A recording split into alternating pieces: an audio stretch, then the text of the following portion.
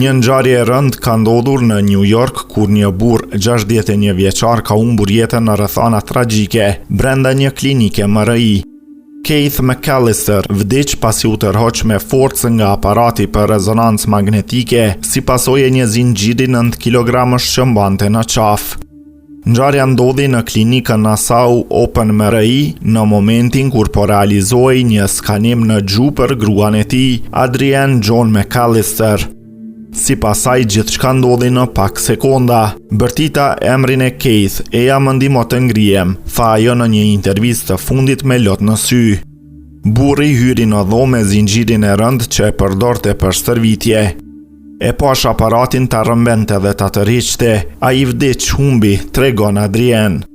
Policia e qarkut Nassau ka konfirmuar se forca e jashtëzakonshme magnetike tërheq objekte metalike me fuqi të madhe që ka rezultoi fatale në këtë rast.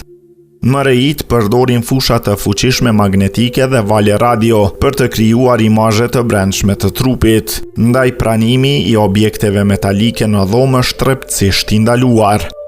Hetimet mbi këtë rast tragjik janë ende në vazhdim.